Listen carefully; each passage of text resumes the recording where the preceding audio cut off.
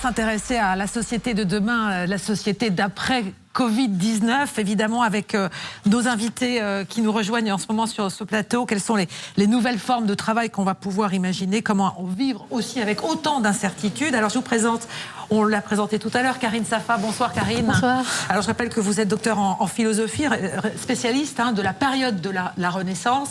Et vous allez nous éclairer, justement, pourquoi la Renaissance peut nous donner quelques solutions, quelques clés pour l'avenir. Également avec nous, Dominique Rémy. Bonsoir, Dominique.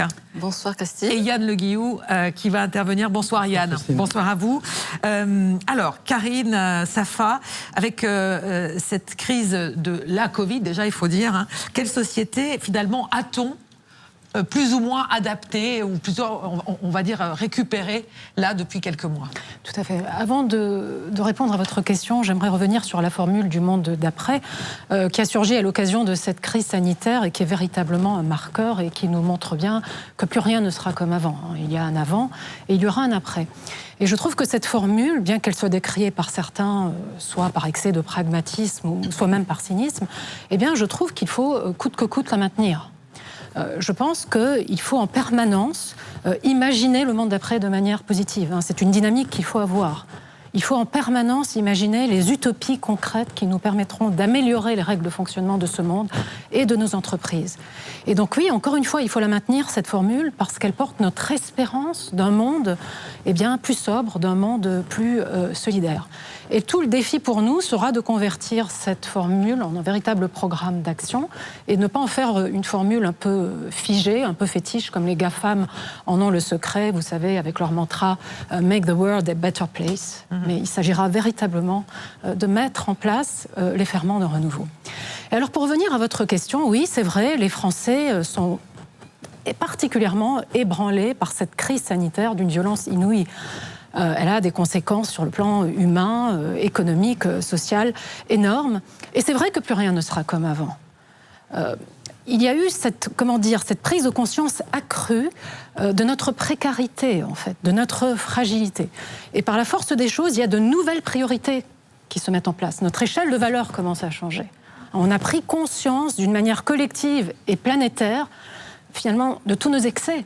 Que ce soit la mobilité à outrance, la consommation débridée, la course sauvage au profit. On réalise finalement que le progrès est devenu cette machine folle qui s'est trop emballée et que si on continue de la sorte, on risque d'aller droit dans le mur. Et donc, oui, on réalise qu'il y a une exigence de la part des Français, qui existait avant, mais qui a été considérablement consolidée par cette crise, d'un monde plus responsable, d'un monde plus solidaire, que ce soit en matière d'écologie, en matière de politique, de finances ou de consommation. Et on observe d'ailleurs autour de nous que les comportements commencent à changer. Les Français commencent à consommer plus local, ils commencent à réduire leurs besoins. Ils prennent leur vélo quand ils en ont la possibilité plutôt que leur voiture. Et donc oui, il semblerait que des modes de consommation plus durables soient en train de se mettre en place pour préserver les ressources de la planète. Et de manière générale, ce qu'on peut dire, c'est que c'est notre rapport au monde que nous sommes en train de réinterroger. Et en ce sens, on peut vraiment considérer que cette crise est l'opportunité historique de réinterroger en profondeur nos pratiques, que ce soit d'ailleurs sur le plan individuel ou dans notre manière de faire du business. Et les entreprises devront être là, elles devront être au rendez-vous et répondre à ce besoin exacerbé de sens qui existe dans nos sociétés. Alors, les entreprises qui sont plus ou moins durement touchées par cette crise, mais quelle évolution là aussi vous avez observé en tant que philosophe? Bon, alors il faut déjà le reconnaître, ce qu'on peut dire des entreprises, c'est qu'elles ont démontré dernièrement, de manière tout à fait exceptionnelle, la manière dont elles pouvaient se mobiliser pour le collectif, leur utilité sociale, avec les industriels, vous savez, qui ont fabriqué des dizaines de milliers de respirateurs pour les hôpitaux, la Caisse d'épargne qui a donné des centaines de milliers de masques. Et donc oui, les entreprises ont montré qu'elles pouvaient concilier leur objectif de performance, de rentabilité, avec le bien commun. Quand on vit des moments historiques, en matière de solidarité, elles savent faire. Et puis ce qu'on peut dire aussi, c'est qu'elles ont démontré leur inventivité, leur capacité d'adaptation. Le télétravail s'est mis en place avec une rapidité, une efficacité qui force l'admiration. Même si on sait qu'à l'avenir, il faudra envisager des solutions plus fines selon les besoins des uns et des autres. Alors c'est vrai qu'on a craint un moment que le sanitaire allait tout emporter sur son passage, qu'il allait peut-être devenir prioritaire par rapport aux enjeux de développement durable.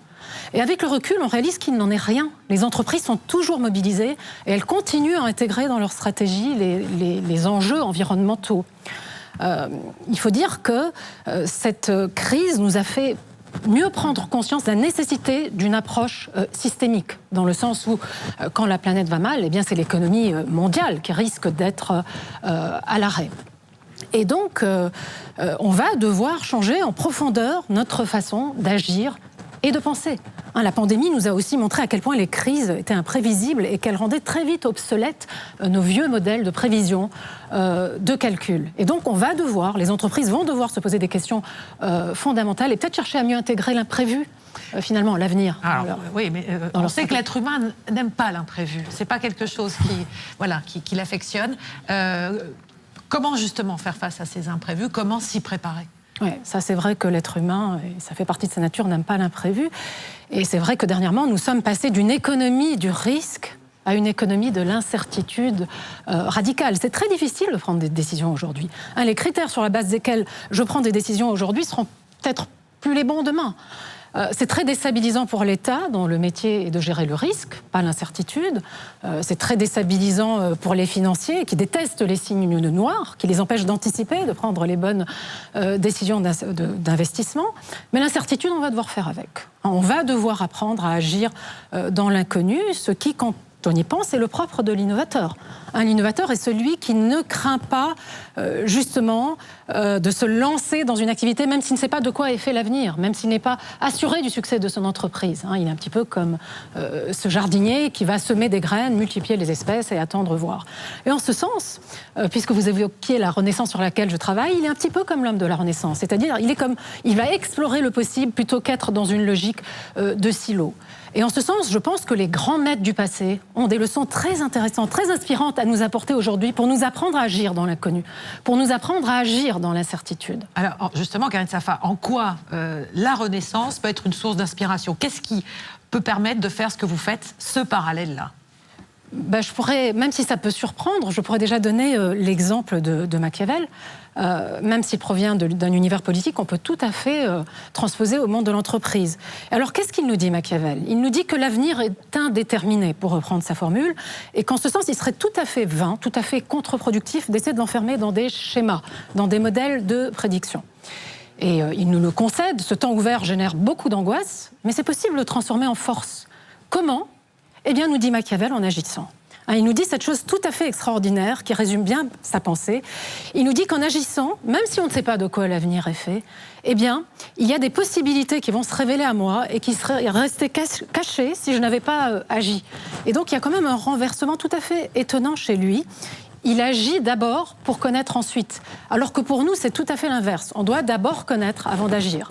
Et d'abord connaître, c'est-à-dire avant de se lancer dans un projet, c'est accumuler un maximum d'informations, c'est faire des études de marché, c'est faire des business plans. Donc on est dans une approche très prudentielle de l'action, trop prudentielle, qui dans la logique de Machiavel, risquerait de gripper notre capacité à prendre des risques, à devoir prendre des risques quand on vit un temps de grande incertitude. Ça risque aussi de contrarier l'audace de l'innovateur, alors qu'on n'a jamais autant besoin d'audace qu'en temps d'incertitude. Et c'est pour cette raison qu'en matière de recrutement, je pense qu'aujourd'hui, plus que jamais, il faudrait miser sur les profils atypiques, sur les profils polyvalents, et remettre au goût du jour la trop fameuse formule de Steve Jobs: on ne recrute pas les gens pour leur dire ce qu'ils ont à faire, mais c'est bien pour qu'ils nous disent, eux, ce que nous devons faire. Et donc voilà, l'audacieux sait agir dans l'inconnu. L'audacieux sait agir avant de connaître. Voilà. Et donc, oui, la Renaissance va nous permettre... Enfin, ce sont des moments de l'histoire qui peuvent nous permettre de passer toutes ces étapes, quoi qu'il en soit. Oui, mais bon, il faut quand même le reconnaître. On vit un moment très difficile de notre vie économique, sociale, politique. C'est un moment de doute, de remise en question de nos vieux paradigmes, mais en même temps, on peut être optimiste. Ça peut être l'occasion d'un rebond, et les entreprises ont un rôle fondamental à jouer dans ce rebond. Je parlais de sens. Il y a une attente incroyable de sens dans nos sociétés et les entreprises le savent. Elles savent qu'elles ne sont pas que des machines à engranger du profit. Elles savent qu'elles doivent prendre en considération l'impact sociétal et environnemental de leur activité. Et la loi Pacte, qui se pose la question de la raison d'être, va dans ce sens. La raison d'être, c'est une superbe notion juridique mais aussi philosophique. La raison d'être, c'est la question du sens. Qu'est-ce qui fait qu'un employé a envie d'aller au boulot le matin ? Qu'est-ce qui fait qu'il a l'impression de participer à la construction d'un monde et qu'il n'est pas qu'un simple numéro interchangeable ? Et se poser ce genre de questions, se poser la question du sens de l'investissement professionnel de chaque employé, ça change la donne. Ça change les performances de l'entreprise, ça change le comportement managérial. Et le fait que de plus en plus d'entreprises s'engagent dans cette dynamique, c'est porteur de beaucoup d'espoir. Et pour ma part, je suis de ceux, de celles qui pensent résolument que nous sommes à la veille de vivre une nouvelle renaissance. Alors les questions continuent d'arriver, Karine Safa.